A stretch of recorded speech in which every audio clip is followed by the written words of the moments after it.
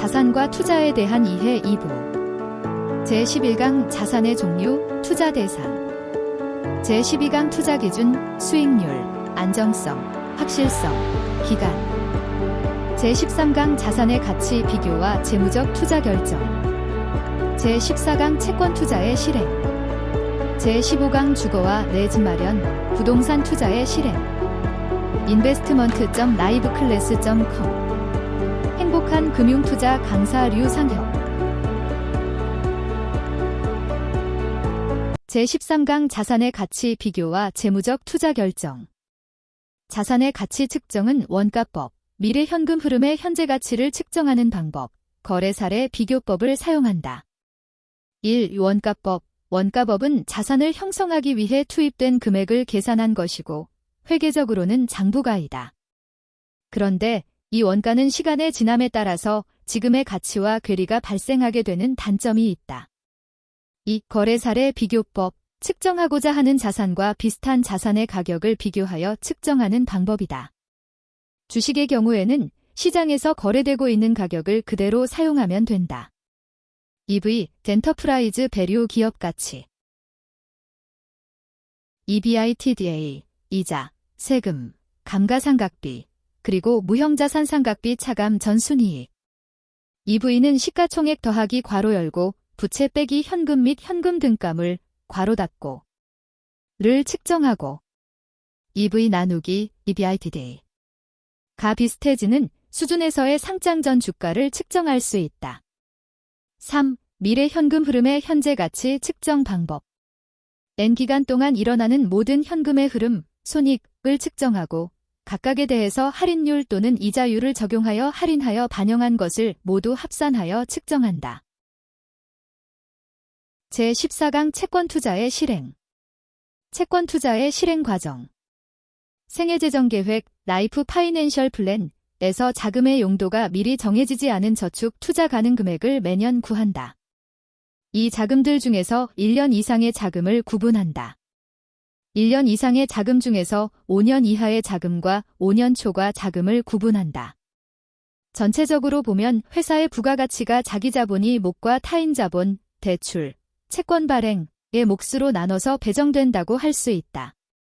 이자율이 올라가면 채권자의 몫이 올라가고 그만큼 자본가의 몫이 줄어든다. 인플레이션이 금리보다 크게 되면 대체로 회사의 이익이 되는 면이 있다. 채권자의 몫이 줄어든다. 실질금리가 마이너스면 금리가 올라갈 가능성이 있고 회사 성과의 주주 몫이 올라갈 가능성이 있다. 이런 때는 주식이나 예금을 주로 해야 한다.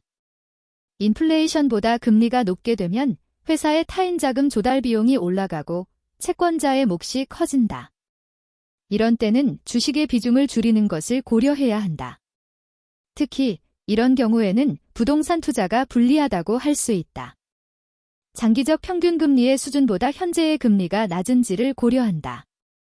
현재의 금리가 낮거나 금리가 오를 가능성이 큰 경우에는 채권을 매수하면 손실이 발생할 수 있다. 특히 장기 채권을 평균적인 장기 채권의 수익률보다 낮은 수익률일 때, 채권 가격이 높을 때 매수를 하면 큰 손실을 보게 된다. 장기적 평균 금리의 수준보다 현재의 금리가 높다면 채권 투자를 할 수 있다. 금리가 더 올라가면 장기채 가격은 내려가서 평가 손실이 가능하나 만기 수익률은 보장된다. 수익률 곡선과 수익률 곡선 전략. 수익률 곡선은 같은 종류의 채권의 만기가 각기 다른 것의 수익률을 표시한 곡선이다. 수익률 곡선 전략은 주로 기간의 경과에 따라서 수익률이 떨어지는 것을 이용해서 좀 더 빠르게 수익률을 높이고자 하는 전략이다. 우측 그래프는 동일 주체가 발행한 기간만 다른 채권의 수익률의 예시 그래프이다.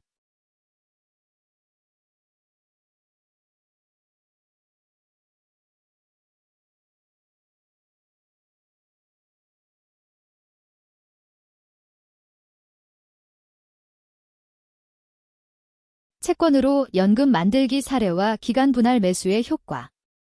20년 납입 후 20년간 수령하는 연금, 총기간 40년, 이자율 4% 연금 만들기에서 금리가 크게 변동하는 경우 매년 만기가 20년 남은 채권을 20년간 사면 21년 차부터는 강년도에 매입한 채권이 순차적으로 만기가 되게 된다.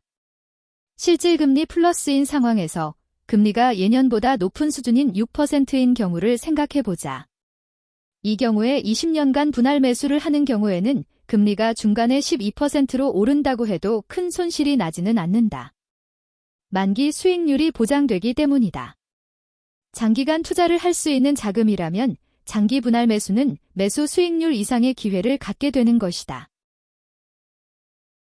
제15강 주거와 내 집 마련, 부동산 투자의 실행. 주거 목적의 부동산, 투자 대상인 부동산.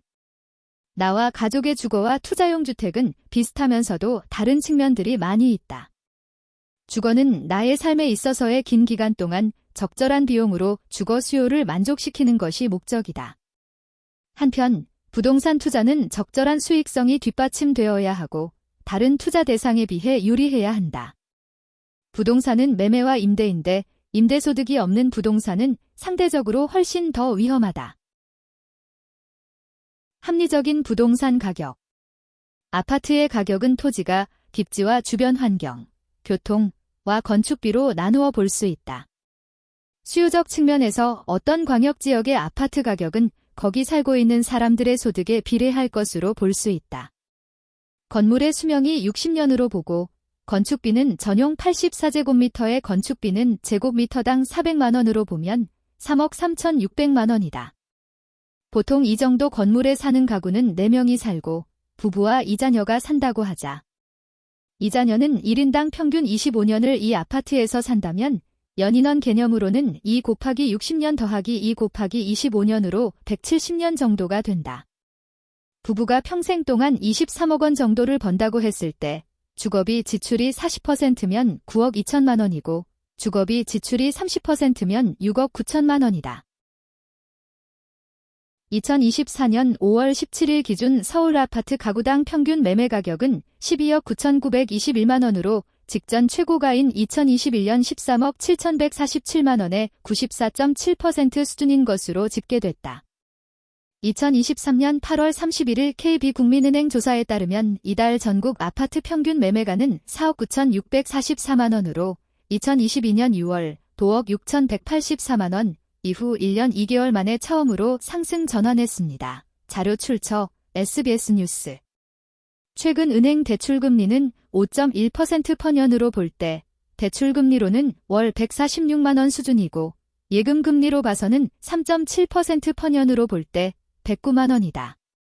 한편 중위가구 전국 월 수입은 487만 426건이다. 주거와 내 집 마련. 주거에서 중요한 고려 요인. 1. 주거 공간, 채광, 환기. 2. 전기, 수도, 가스, 통신. 3. 교통, 주차, 과 주요 접근성, 직장, 교육, 병원. 4. 환경, 공기, 기후, 숲, 강. 5. 문화시설. 주거 공간 마련과 내 집 마련. 보통 독립주거 공간 마련 후, 가족 주거 공간 마련 후, 가족 주택 마련, 기사의 순서로 진행된다. 가족 주택 마련은 사당수가 해당이 되지만 자신이 마련하지 않고 배우자가 마련하는 경우도 있고 또 결혼하지 않는 사람도 최근에는 많이 늘고 있다. 주거 공간 마련의 재원. 1. 부모님의 도움, 기전 소득.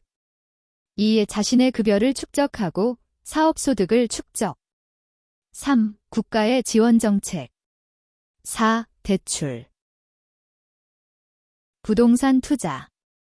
부동산 투자는 매매나 임대를 전제하므로 자기의 주거용 주택은 제외된다.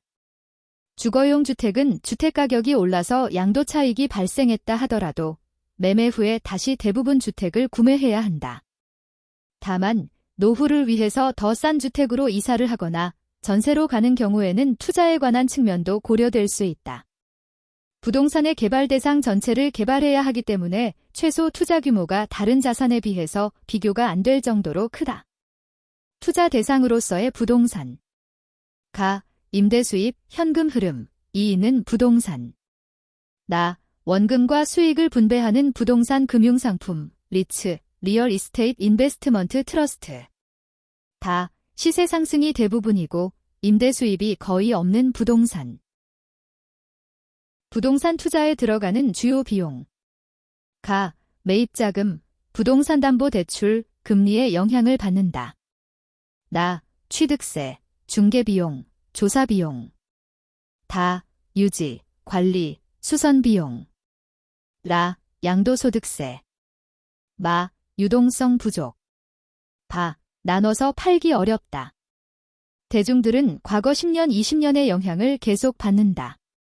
부동산 투자 중에서도 주택에 대해 열광하는 경우를 많이 보게 된다. 그런데 아파트를 소비자가 소비자 가격에 사서 위에 부동산에 관한 비용을 지불하고 매우 쉽게 수익을 낼 것으로 생각하는 것은 잘못된 생각이다. 특히 부동산 개발과 관련한 시행사, 시공사, 건설사, 부동산 관련 금융회사의 수익성이 떨어지고 위험이 증가하는 때는 더욱 그러하다. 부동산 시세 전망. 전반적으로 한국은 초고속 노령화와 저출산 영향을 받고 있다. 한편으로는 성장이 둔화될 수 있는 요인이 많다. 서울 지역을 제외하고 일부 경기 지역을 다시 제외하면 전국적인 부동산 가격은 크게 높은 상황으로 보이지는 않는다. 그러나 시간이 지나면 지날수록 고령화와 핵심 생산인구 25세에서 49세의 급격한 감소로 가구소득이 증가할 요인은 약하다. 서울 수도권 지역의 재개발, 재건축의 증가로 공급 요인 또한 있고 여기에 노후 생활을 위해 형편에 비해 비싼 주택을 팔거나 현재 주택을 소유하고 있는 비중이 큰 고령층의 사망에 따른 아파트 상속도 늘어날 수 있다. 종합적으로는 실질적인 아파트 가격은 상승하기 어렵다. 상대적으로 미국의 뉴욕 추정 임대 수익률 8%, 일본의 도쿄 추정 임대 수익률 5%에 비해 낮은 임대 수익률도 이러한 전망을 뒷받침하는 근거라고 할 수 있다.